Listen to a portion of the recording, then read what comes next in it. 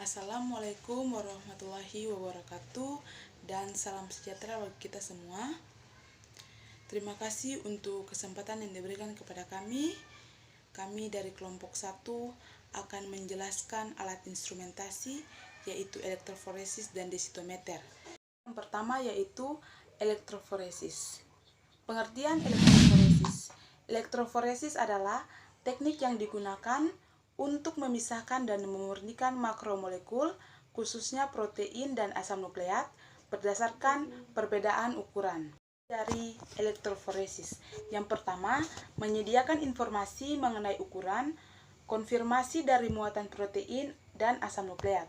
Yang kedua, sebagai metode pemisahan yang dapat digunakan untuk menentukan komponen dari protein dan asam nukleat setiap individu. Dan yang ketiga, dalam biologi molekuler, elektroforesis merupakan salah satu cara untuk memvisualisasikan keberadaan DNA, plasmid, dan PCR. Cara kerja elektroforesis. Yang pertama, buat 200 ml larutan buffer Thai satu kali dengan mencampurkan 5 ml Thai 50 kali ke dalam 245 ml Aquades. Kedua, buat gel agaros 1% dengan cara menimbang agaros 0,2 gram untuk dilarutkan ke dalam buffer Thai satu kali hingga volume 20 ml.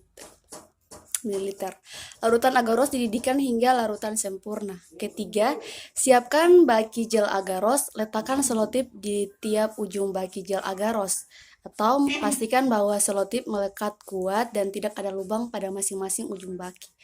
Keempat, pasang sisir elektroforesis di salah satu ujung baki gel agaros dengan posisi hampir menyentuh dasar baki.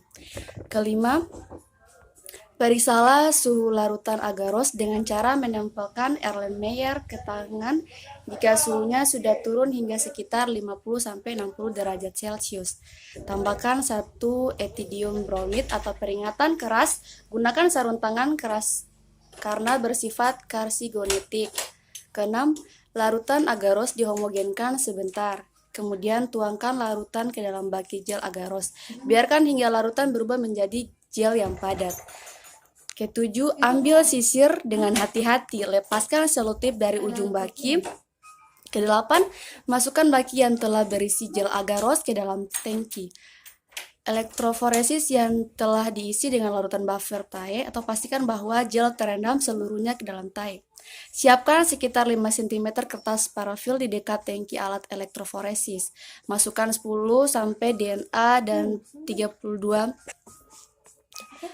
loading 6 kali ke dalam sumuran gel agaros dengan cara mencampurkan kedua bahan tersebut terlebih dahulu secara merata pada kertas parafil menggunakan mikropipet. 9. Buatlah catatan mengenai nomor sumuran. 10. Hubungkan kabel dari sumber arus ke tangki elektroforesis atau pastikan bahwa kabel yang tersambung ke kutub negatif berada di dekat sumuran.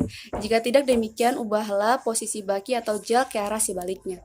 11. Nyalakan sumber arus, aturlah pola tes dan waktu running hingga diperoleh angka 70 dan 45 menit dengan cara menekan tombol yang sesuai pada sumber arus.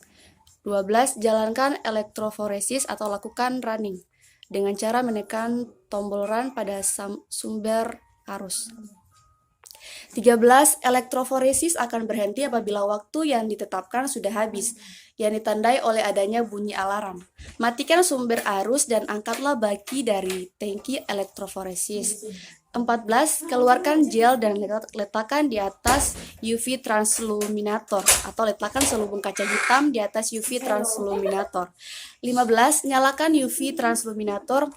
Amati pita-pita DNA yang tervisualisasi jenis elektroforesis. Cara perawatan alat elektroforesis. Yang pertama, selesai pemakaian alat lalu dicuci hingga bersih, kemudian disimpan di tempat aman yang bersih. Pengertian densitometer. Densitometer adalah sebuah alat yang digunakan untuk mengukur density sebuah benda.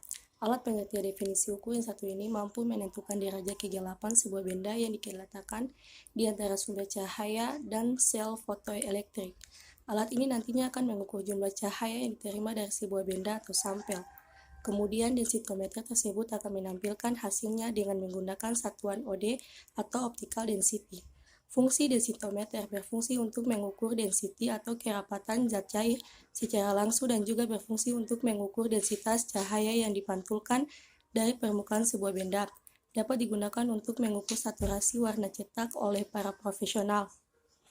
Perawatan densitometer. Yang pertama, tempatkan densitometer pada tempat atau meja yang datar.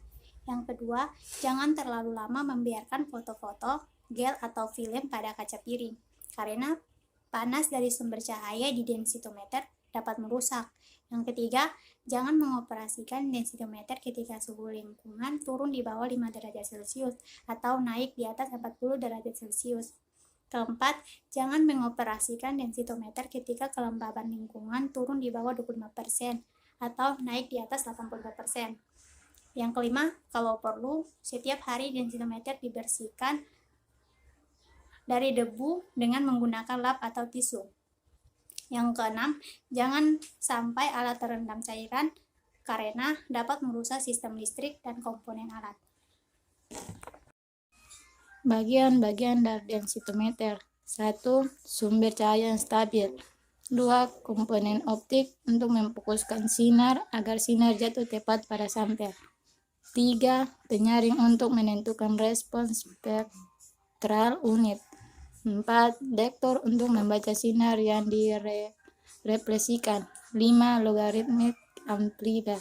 6. Layar atau display. Cara kerja densitometer. 1. Siapkan alat dan bahan. 2. Masa jenis dari masing-masing sampel diketahui atau sesuai literatur. 3. Masukkan masing-masing sampel ke dalam gelas ukur 500 ml. 4. Celupkan densitometer ke dalam gelas ukur yang telah diisi sampel. Kemudian baca skala yang tertera pada densitometer. Jika densitometer tercelup seluruhnya, artinya masa jenis zat cair lebih kecil dari densitometer. Sedangkan jika densitometer mengembang, artinya masa jenis zat lebih cair lebih besar dari densitometer. 5. Catat skala yang tertera pada densitometer.